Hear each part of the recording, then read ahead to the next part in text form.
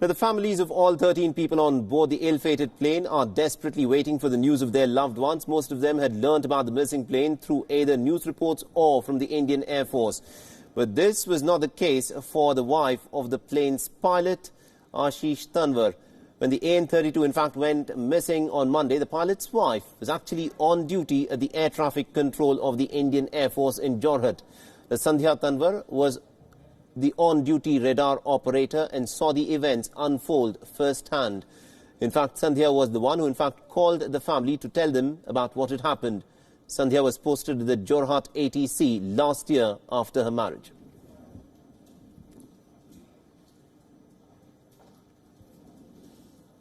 Now, in some of the stories, India is planning to order the ride-hailing services such as Ola and Uber to convert about 40% of their fleet of cars to electric by the year 2026. And to achieve this, the taxi aggregators will have to start the conversion process from next year itself. Some taxi players such as Ola had tried to operate electric cars before, but with little success due to the inadequate infrastructure and the high costs involved. Nevertheless, New Delhi is trying to speed up the electrification process in the country to reduce its oil imports and curb pollution. Now, India's think tank Niti Aayog is largely working with 4 ministries on the EV policy. EV refers to the electrical vehicles. They are the ministries of road transport, power, renewable energy and steel. And here are some of the recommendations that have been made by the ministries. Now, from the year 2026, all new cars that will be sold for commercial purposes should be electric, which of course applies to Uber and Ola as well. While motorcycles and scooters that are used for commercial purposes need to go electric from the year 2023. And this includes the bikes or vehicles that food delivery services or e-commerce companies use, for instance, and not for the commercial purposes. And recommendations have also been made for having electric motorbikes, scooters for private use and electric rickshaws within the next 6 to 8 years.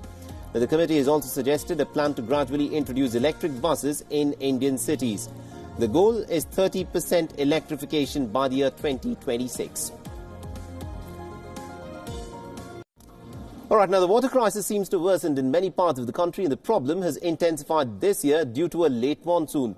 Now, according to reports, 43% of India, almost about half the country, is facing an acute drought. The pre-monsoon rainfall in India this year has been the lowest in almost 65 years. Pre-monsoon rainfall is the rain that occurs from the beginning of March until the end of May.